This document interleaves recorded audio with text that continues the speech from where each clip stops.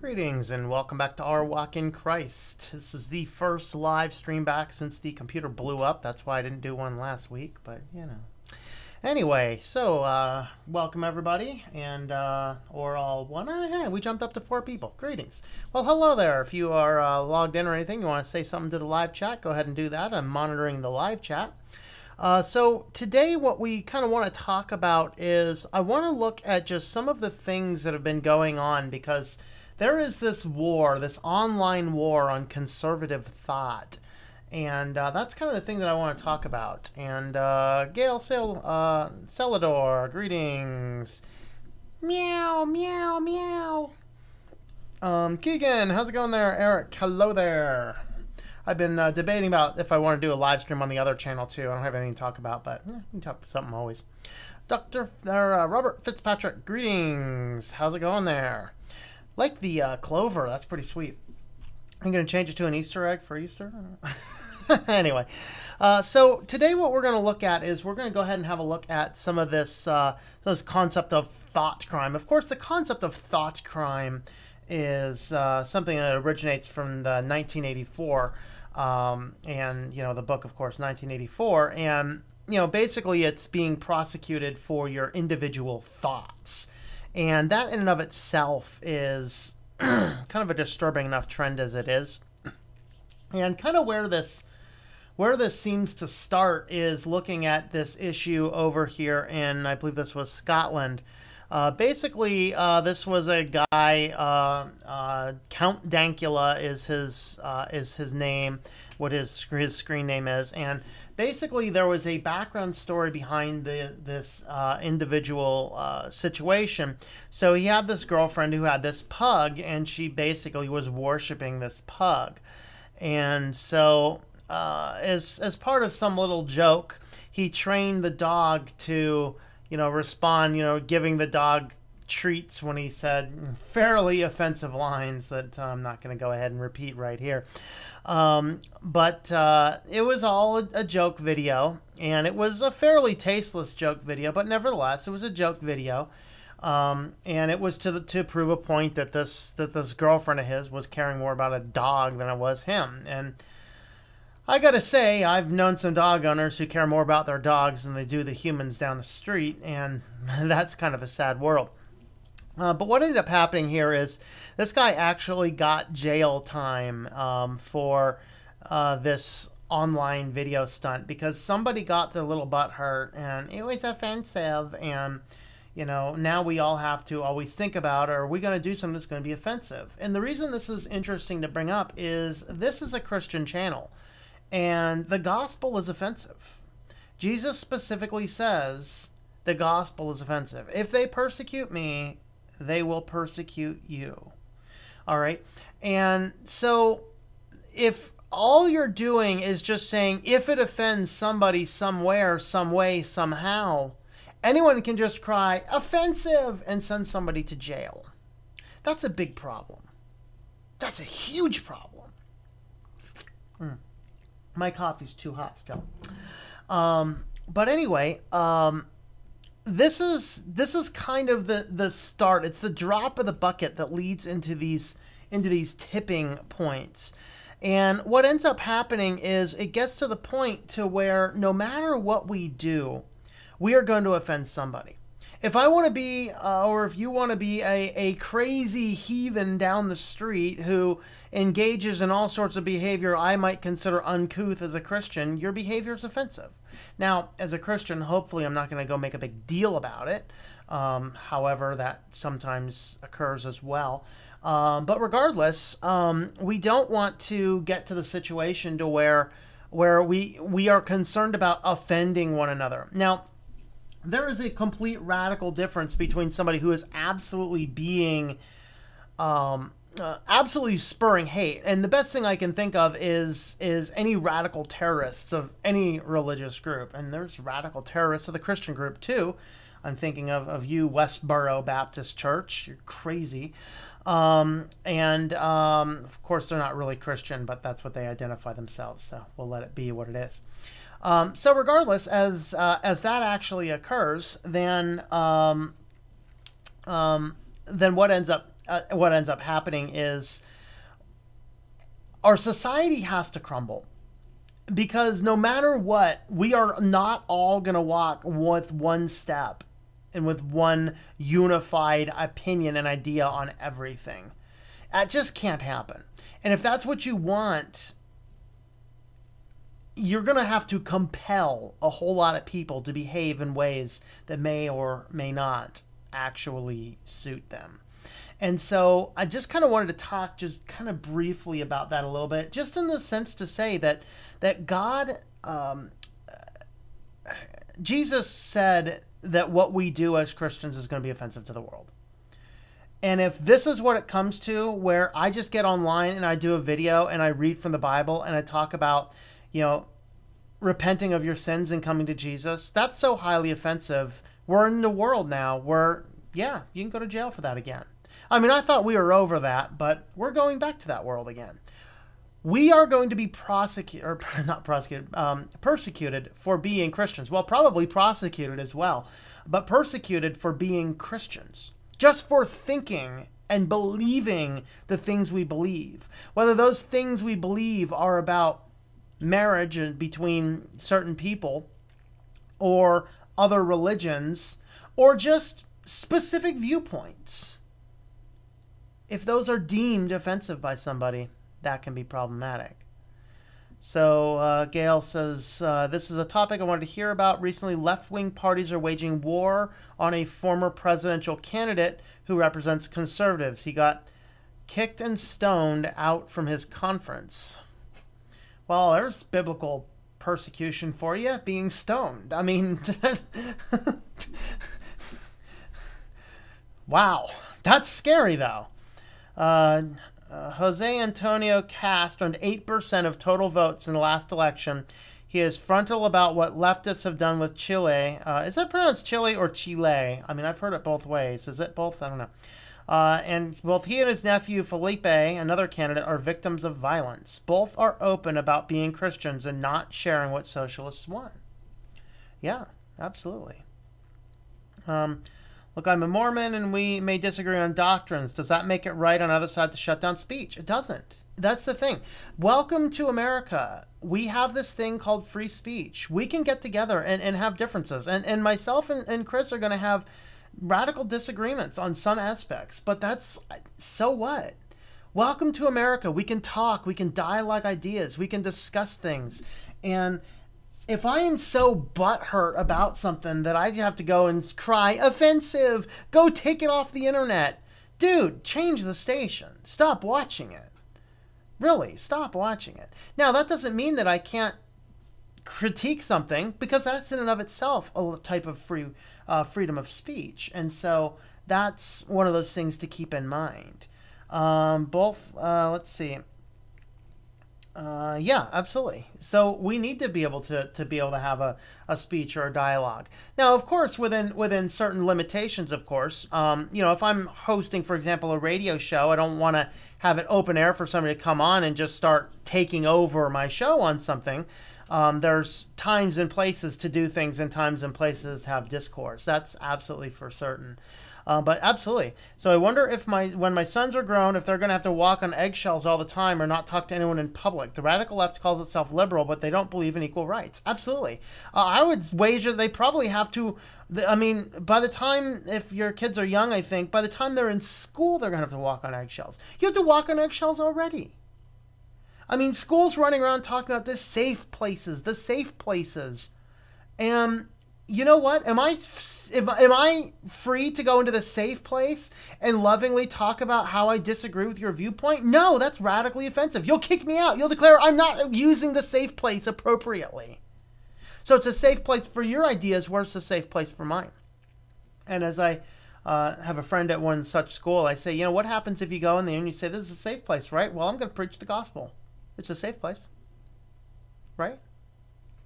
I can be free to be who I am. But no, they don't want safe places. They want special places. It was like a guy I knew.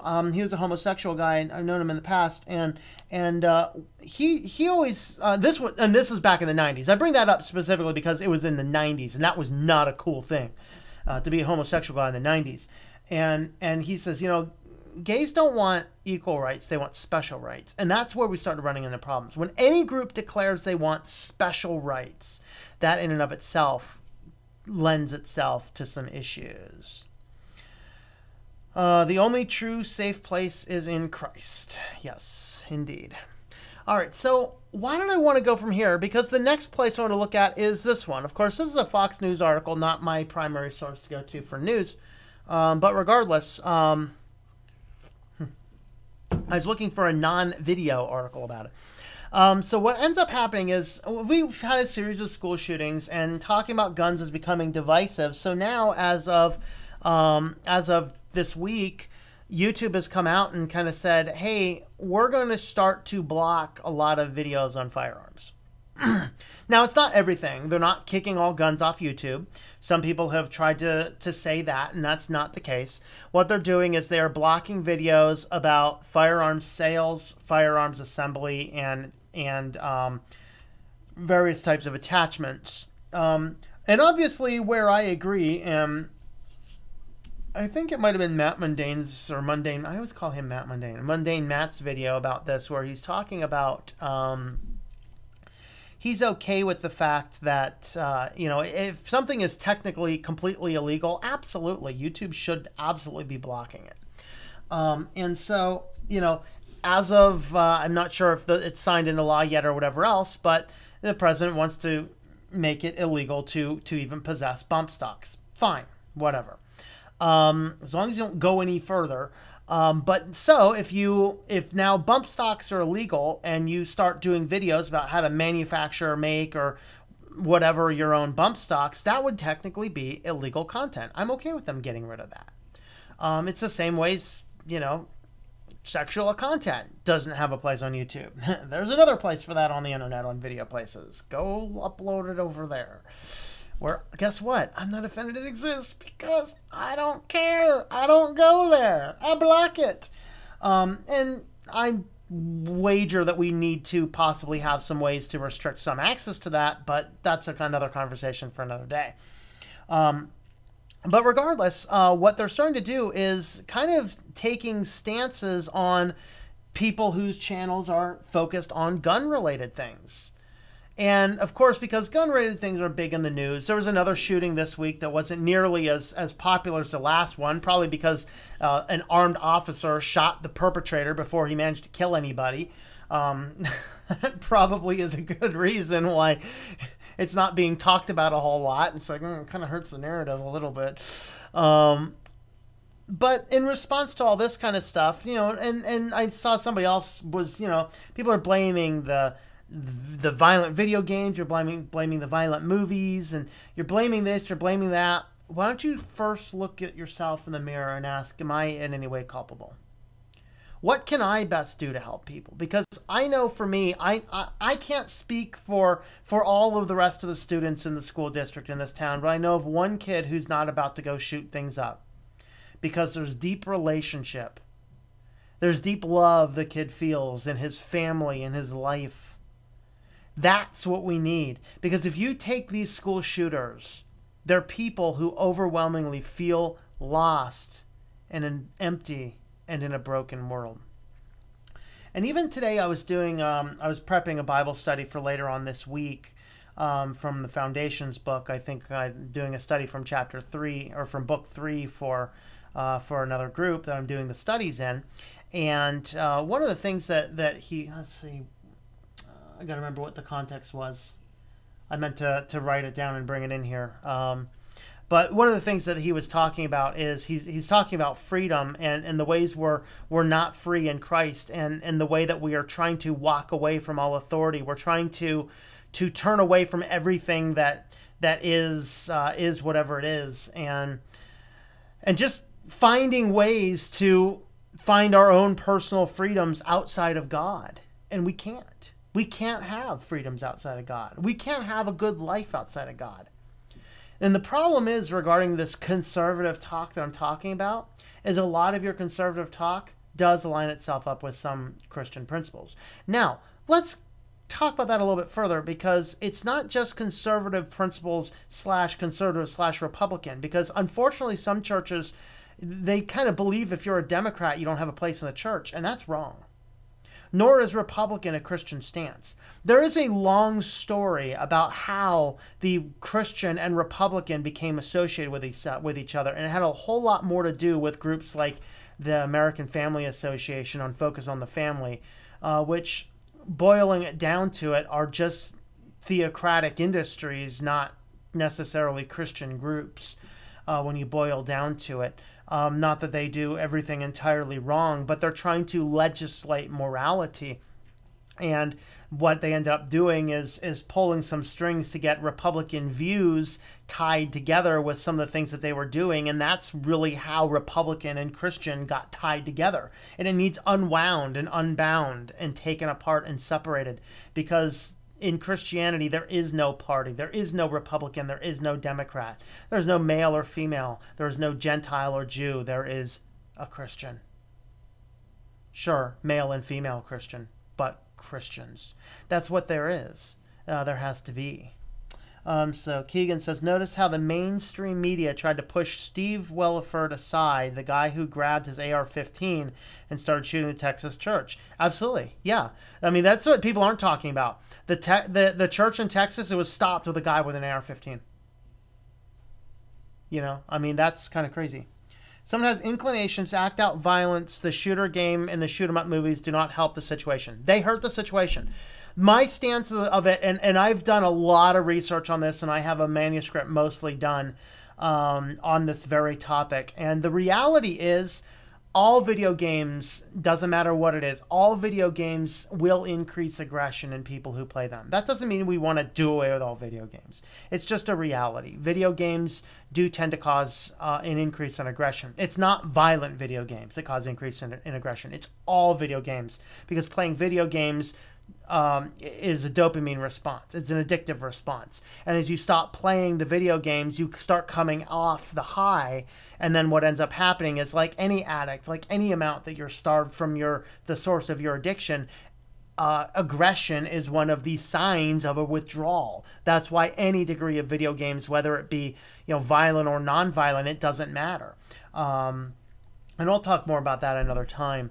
But absolutely, if you already have aggressive, violent tendencies, video games are probably not going to help the situation. In other words, they're not entirely neutral. That's a point. But we can't look to somebody and say, oh, he played Black Ops, so he's going to go kill people. That's exactly the argument that is wrong. And that's kind of where I'm going. Because one of the primary articles, the things that made me want to talk about this, is some of the early talking about this Austin bombing shooter, or Austin bombing suspect. Now, of course, I pulled this specifically from the Huffington Post because they kind of spin things in these weird ways. Their Huffington Post is about as liberal as you can get. And what I wanted to pull this up and to say about this is, as I was watching some of the news reports about this bomber suspect, they keep on talking about these articles he wrote. Oh, he wrote essays about you know, not supporting gay marriage. Well, I don't support gay marriage specifically. Okay, he wrote essays about conservative viewpoints. What they're trying to do with the media right now is taking conservative views and aligning it with a psychopathic killer. Oh, you have conservative views? You must be a psychopathic killer. That's exactly what they're trying to do. They're trying to take all of these views and say, oh yeah, this doesn't matter. You're just one of those guys. You're one of those Christians. You're just intolerant. That's the viewpoint they're trying to make. And it's not right. It's not right at all.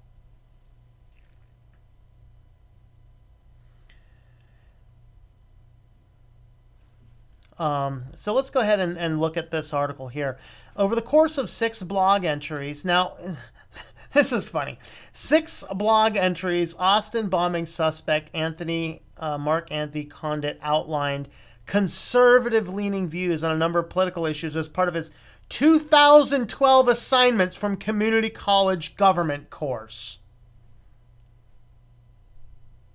Okay, so you want to gather an entire guy's motivations, on what he wrote in a government course. Dude, do we even know what the course was? Maybe he was assigned the topic to write about this, threw these things up on a blog because it was required by the school, and he forgot all about it. It wasn't even his views. I don't know. I don't know at all. But they're starting to look at his viewpoints written as a student in 2012. Whoa, I'm becoming very ghostly. I think the rapture is happening. The rapture's occurring. The rapture's occurring. I'm disappearing. Oh boy. Oh boy. Oh boy. Oh boy.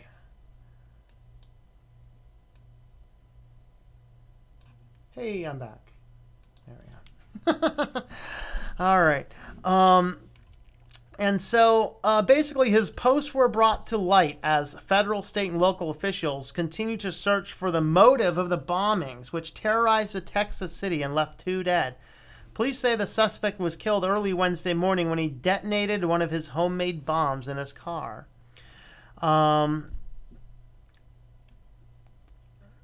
Although he referred to himself as not politically inclined in a short bio on his blog titled Defending My Stance. I wonder if this blog post is still up. Okay. This is a post defining, let's go ahead and read his post. I have not read this. Now, first I'm going to note that this is 2012. It looks like he probably hasn't written anything since 2012, being that this is the home page, so he's not written on this thing for years. And how much have you changed in 5, 6 years?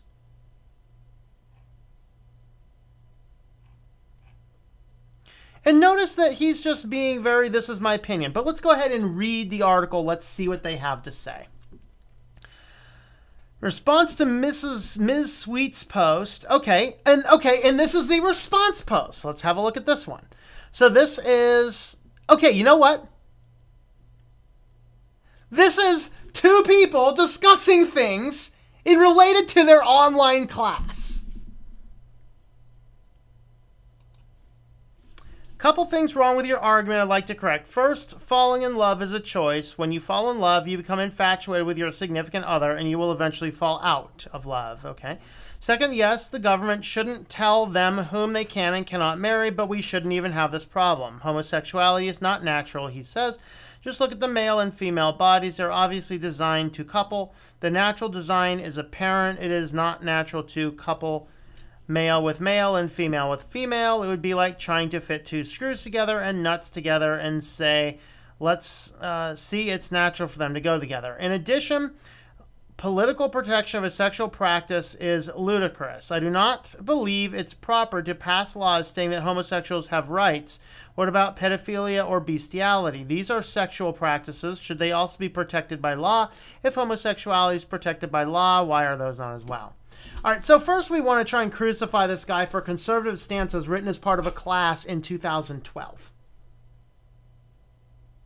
But they found it, and it disagrees with the left narrative, and so let's go ahead and push it. Because it makes the guy sound evil, and by extension, it makes everyone who agrees with his views also evil. Ooh, is he going to be a bomber too? And honestly, the way these are put together, these are only things he has. Note, started February, ended May. I bet that this was a blog created specifically for this class. Maybe we should just instead be talking about, maybe we shouldn't be forcing kids to do things on online assignments quite so much. Maybe that's the argument we need to have. Because this is a list, apparently, of all of the blogs that this guy's, all of the guys from this class. This is a class assignment. We can glean 0 from a class assignment. If I, as a web developer, am hiring somebody and they come in and bring me their portfolio of things they worked on as a class assignment, I'd be like, get out of here with that. Show me something you did for real. All right. His brief entries provide a small window into his life and personal perspective. We don't know that. He might have been assigned these positions to defend. I didn't see any passion behind that. I saw a few textbook arguments behind that. I don't even think that was legit. Contrary to his bio, he did not appear to lack opinions on the topics. Okay. I view myself as a conservative, but I don't think I have enough information to defend my stance as well as be defended, he wrote. Students in the government class appear to be using the Blogger platform to share and respond to each other's views.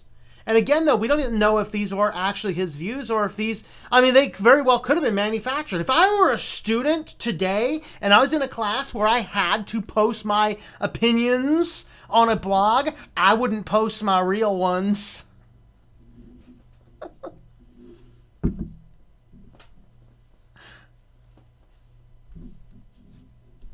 I think that's just blank. He's just doing another one. Okay.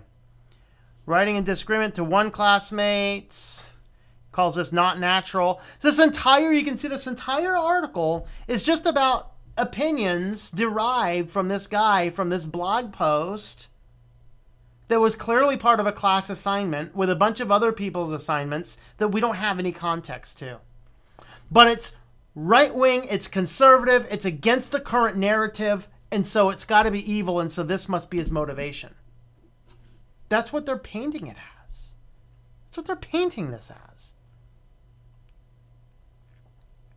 A representative of the community college confirmed that he was a business administration major from 2010-2012, but did not graduate. He indicated on his application he was homeschooled. Oh, those evil, antisocial homeschoolers. They'll kill us all!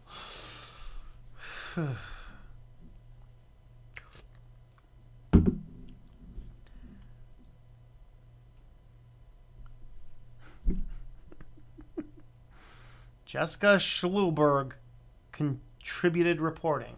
How about contributed propaganda? But anyway, that's kind of what I want to talk about, is that as what the conservative says, I think that that's kind of what I was trying to get at in that study I'd mentioned earlier, is that one of the signs of people who are trying to gain their own independence, particularly independence away from God, is they start to want to reject all forms of authority and all forms of tradition. And we don't want to follow tradition just for the sake of tradition, but we don't want to cast it off just because it's traditional.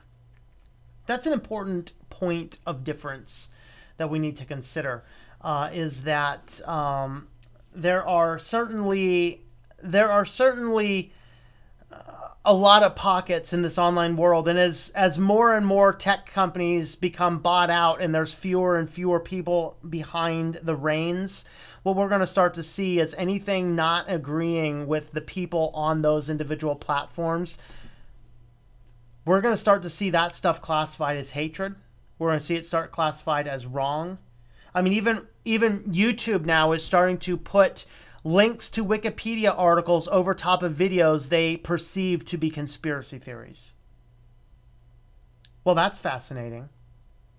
So if you're watching this video, we need to correct you on what's right, according to us. Well, according to me as a Christian, this isn't right. Where's my spot at the table to discuss this? And just because I follow a God who died and rose again 2,000 years ago and is alive with us today, that doesn't mean that my ideas are any less scientific or any less modern or any less anything. The sad reality is, though, is that conservative thought is being battled today, particularly in an online format. As we become more and more of an online world, we become more and more silenced and committed of crimes and told we're wrong if we simply have our point of view. Of course, they want to say, we need safe places. Well, where's my safe place? Where's my place to talk about my point of view, my thoughts, one way or the other? So we oppose such behavior, but international media says X person breaks the social impact. His review views are not aligned with any PC cause. Some people must become so tolerant they pop out their side to Looneyville, seeing everyone who disagrees with them as subhuman and intolerant. Isn't it funny how once somebody starts talking about intolerance, they tend to be the most intolerant individual there ever is? Because you'll be as tolerant as you can possibly be towards anybody that doesn't agree with you. It's like, we want toleration and toleration and toleration. Well, tolerate me then. No, you're just wrong. You're just intolerant. It's a two-way street, buddy. It's a two-way street. Conversely, many people may forgive terrible crimes if those were done by a fellow believer. It is praised by social media. Wow. Okay, laugh at those videos of radical feminists trying to shame men for not being sexually attracted to transgenders. Yeah. When would I like to talk, Chris? When I have something to talk about. And or after I finish a pile of other work I need to get done. Yeah, we'll talk sometime. I don't have anything specifically on an agenda I wanted to talk about right away, Chris. So, but yes, I do have your contact information, and if I have questions or some spare time, we will find a time to talk for sure. It's just a matter of being excessively busy on a few different things. So, with that being said, I think we're going to go ahead and wrap this one up. A little shorter video for tonight. And I'm going to get on to get back to the work. So let's go ahead and finish this guy right by feeding the little kitty over here, right? You hungry? You've earned your keep. You've been sitting here on the desk being cute. You've earned your keep. Whoa.